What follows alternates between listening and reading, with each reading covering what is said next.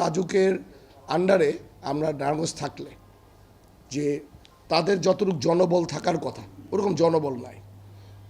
আপনার নারায়ণগঞ্জ জেলাটাকে আপনি যদি একবার যদি কম্পেয়ার করেন যে ভুলতা গাউসিয়া ধরে ২৫০০ ধরে রূপগঞ্জ সোনারগাঁ বন্দর সব কিছু মিলে এখানে কয়জন কর্মকর্তা ছিলেন যে টোটালটাকে ট্যাকেল দেওয়ার জন্য? It is impossible. তাদের ওই জনবল নাই, তারা ওই জিনিসটাকে পারবে না। এর জন্য নারায়ণগঞ্জ কর্তৃপক্ষ হতে এখানে যে রাজুকের মতো একটি ইনফ্রাস্ট্রাকচার আমাদের হবে, যেটা ঢাকাকে ওরা যেভাবে করে দেখে যে নারায়ণগঞ্জ উন্নয়ন কর্তৃপক্ষ যেটা হবে সেটাকে নারায়ণগঞ্জের মানুষজন ইভেন গভর্নমেন্টের সাপোর্ট নিয়ে ওইটাকে এইভাবে করে দেখা যাবে। নারায়ণগঞ্জে খেলার জায়গা নাই, অনেকগুলি সরকারি জমি আছে যেগুলিকে দখল করে রেখে দিচ্ছে। যে আমরা চেষ্টা করব যে এই জমিগুলিকে উদ্ধার করে বাচ্চারা যাতে খেলতে পারে, বাচ্চারা যাতে একটা জায়গায় যেতে পারে। যে রাস্তাঘাটগুলো যত ফিট হওয়ার কথা এ ছিল ওই রাস্তাগুলিকে আপনাকে দখল করে রেখে দিয়েছে।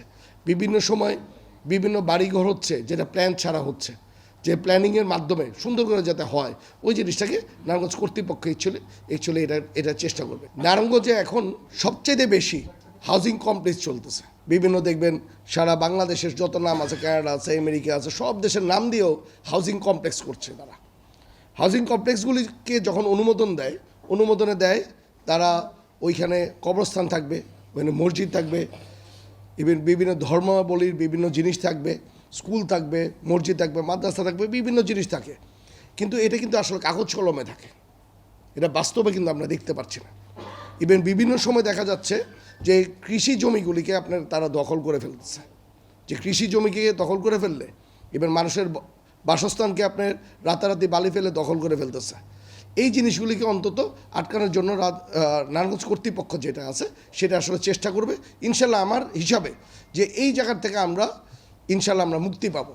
এই যারা জমি জমাকে যারা দখল করছে তাদের মাধ্যমে আমরা অন্তত নারায়ণগঞ্জ কর্তৃপক্ষের মাধ্যমে ইনশাল্লাহ আমরা এটা থেকে মুক্তি পাওয়ার একটি জায়গা ইনশাল্লাহ আমরা খুঁজে পাচ্ছি মনে হয়। বিগত সরকার একটি ফারের একটা রুল করেছিল, আমি জানি না আপনাদের কতটুকু জানা আছে এটা সম্বন্ধে, যে আপনার নারায়ণগঞ্জে বোধ দোতলা তিনতলার উপরে আপনার বিল্ডিং বানাতে পারবেন না এমন একটা কাজ করছিল। মানে ফারের রুলটাকে খুব কমাই দিয়েছে, যেটা রেশিও ফারের এইটাকে এত কমাই দিয়েছে, এটাকে আমি বলবো যে নারায়ণগঞ্জকে আরও মারার জন্য যতটুকু দরকার ছিল, শুধু নারায়ণগঞ্জ টাউন না, টোটাল আপনার নারায়ণগঞ্জ ডিস্ট্রিক্টকে এরকম করে ফেলছে।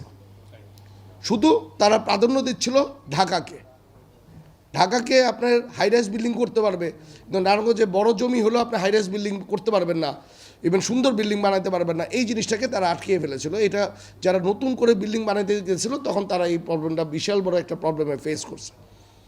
আমি আশা করব যে নারায়ণগঞ্জের কর্তৃপক্ষ এসে যে এই ফারের রুলটাকে অ্যাকচুয়ালি যে এটাকে করা উচিত অ্যাকচুয়ালি সেটাকে করবে, ইভেন নারায়ণগঞ্জবাসীকে একটি সুন্দর একটি শহর সাজায় দিবে।